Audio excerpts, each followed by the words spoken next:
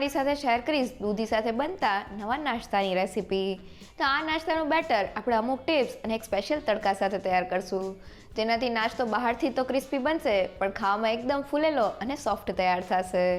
તો સવારની ભાગદોડમાં ઓછા તેલમાં બની જતો આ નાસ્તો એકવાર ચોક્કસથી ટ્રાય કરવા જેવો છે. તો ચાલો રેસીપી શરૂ કરીએ. સૌથી પહેલાં નાસ્તો બનાવવા મેં એક મીડિયમ સાઇઝની દૂધીનો ટુકડો લીધેલો છે અને તેની છાલનો ભાગ કાઢી લીધેલો છે. હવે ઘરમાં રહેલી કોઈ પણ ખમણીની મદદથી દૂધીને સારી રીતે ખમણી લઈએ. તો મેં દૂધીને ખમણી લીધેલી છે અને વચ્ચેના બિયાના ભાગને આપણે નથી ખમણવાનો. અને ખમણીને ખોલીને જોઈએ તો દૂધીનું આ રીતનું જાડું છીણ તૈયાર થયું છે, જે 1 કપ જેટલું છે. હવે નાસ્તાનું બેટર બનાવવા મેં 1 કપ જેટલા ચોખાને થોડા પાણીમાં 1 થી 2 કલાક માટે પલાળી દીધેલા હતા. તો થોડી જ વારમાં ચોખા એકદમ સારી રીતે પલળીને ફૂલી ગયા છે. તો હવે તેમાં રહેલું બધું જ પાણી કાઢી લઈએ અને હવે તેને પીસવા માટે મિક્સર જારમાં એડ કરી દઈએ. સાથે નાસ્તો ફૂલેલો બને તેના માટે મેં અહીંયા 1 મીડિયમ સાઇઝનું બાફેલું બટેટું લીધેલું છે. જો ઘરમાં નાના બટેટા હોય તો 2 નંગ જેટલા લેવા. સાથે 1/4 કપ જેટલું દહીં, 1 ઇંચ જેટલો આદુના ટુકડા અને તીખાશ માટે 4 થી 5 તીખા લીલા મરચાં એડ કરી દઈએ. તો નાસ્તો થોડો સ્પાઇસી હોય તો ખાવાની ખૂબ જ મજા આવે છે. અને હવે બધી જ વસ્તુ ગ્રાઇન્ડ થઈ જાય તેના માટે અડધા કપ જેટલું પાણી એડ કરી દઈએ. તો અહીં આપણે નાસ્તાના બેટરને વધુ પડતું પતલું નથી કરવાનું, એટલે પીસતી વખતે પાણી ધ્યાનથી એડ કરજો. અને હવે બધી જ વસ્તુને ગ્રાઇન્ડ કરી લઈએ. તો બધી વસ્તુ ગ્રાઇન્ડ થઈને આપણું આ રીતનું થીક અને ચમચીમાંથી પડે તેવું બેટર તૈયાર થઈ ગયું છે. તો પીસાયેલા બેટરને મિક્સિંગ બાઉલમાં એડ કરી દઈએ. સાથે 1 કપ જેટલી ખમણેલી દૂધી, અડધા કપ જેટલી ઝીણી સુધારેલી ડુંગળી, અડધા કપ જેટલા ઝીણા સુધારેલા કોથમીના પાન અને સ્વાદ પ્રમાણે મીઠું એડ કરીને બધી જ વસ્તુને મિક્સ કરી લઈએ. તો એ નાસ્તાના બેટરમાં તમે દૂધી સાથે તમને ભાવતા વેજીટેબલ જેમ કે ખમણેલું ગાજર કે બાફેલી મકાઈના દાણા અને કેપ્સિકમના ટુકડા પણ એડ કરી શકો છો. તો બધી વસ્તુ એકદમ સારી રીતે મિક્સ થઈ ગઈ છે. તો હવે નાસ્તાનો સ્વાદ 100 ગણો વધારતો એક સ્પેશિયલ તડકો કરી લઈએ. તો વઘારિયામાં 1 મોટી ચમચી જેટલું તેલ, 1 ચમચી જેટલી રાઈ, તો રાઈ એકદમ સારી રીતે કકડી જાય એટલે 1 ચમચી જેટલું જીરું, 2 સૂકા લાલ મરચાં અને થોડા લીમડાના પાન એડ કરીને સારી રીતે સાતળી લઈએ. અને હવે ગરમા ગરમ વઘારને લઈ લઈએ અને તેને બેટરમાં એડ કરી સારી રીતે મિક્સ કરી લઈએ. તો બધી વસ્તુ એકદમ સારી રીતે મિક્સ થઈ ગઈ છે અને બેટરની કન્સિસ્ટન્સી આ રીતના થીક હોવાની સાથે ચમચીમાંથી પડે તેવી છે. જો આ સમયે બેટર થોડું પણ ઢીલું લાગતું હોય તો થોડો રવો એડ કરી દેજો. રવો પાણીને એબ્ઝોર્બ કરીને બેટરને એક થિકનેસ આપી દેશે. અહીંયા જો બેટર પતલું હશે તો નાસ્તો બરાબર નહીં બને. તો આપણું નાસ્તાનું બેટર તૈયાર થઈ ગયું છે.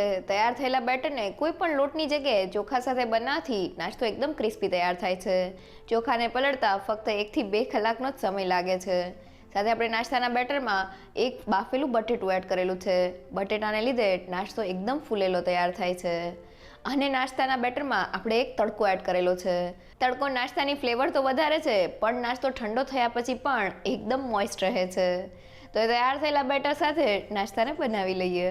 અને હવે નાસ્તાને ફૂલેલો બનાવવા માટે મેં અડધી ચમચી જેટલો બેકિંગ સોડા એટલે કે ખાવાનો સોડા લીધેલો છે. હવે સોડા એકદમ સારી રીતે બેટરમાં ભળી જાય તેના માટે તેની ઉપર થોડું પાણી એડ કરી દઈએ અને તેને સારી રીતે મિક્સ કરી લઈએ. તો સોડા એકદમ સારી રીતે મિક્સ થઈને આપણું બેટર આ રીતનું ફ્લફી તૈયાર થઈ ગયું છે. તો એ નાસ્તો બનાવવા મેં અહીંયા મીડિયમ સાઇઝનું પેન લીધેલું છે. તમે ઘરમાં રહેલા કોઈ પણ તવાનો ઉપયોગ કરી શકો છો.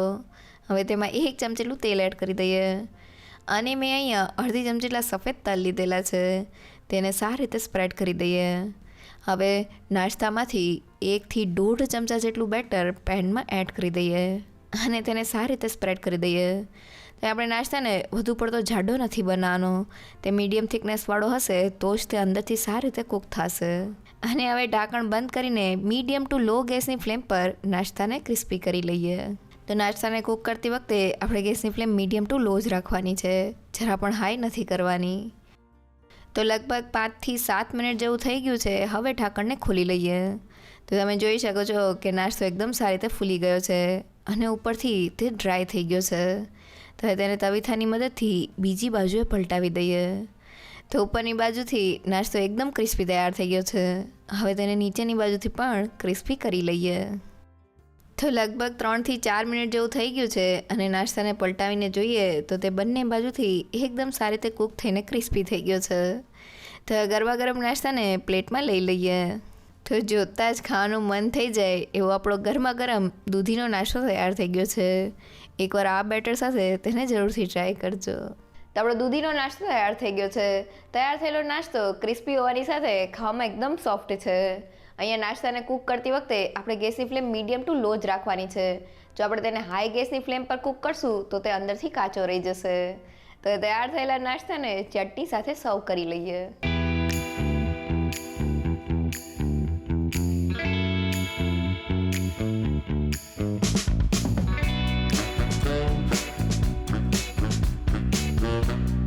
તો ઓછા તેલમાં બની જતો દૂધીનો એકદમ ટેસ્ટી નાસ્તો જો તમને ગમ્યો હોય તો મને કમેન્ટ સેક્શનમાં જરૂરથી કહેજો.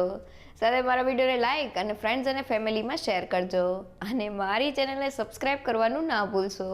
તો ફરી મળીએ એક નવી રેસીપી સાથે.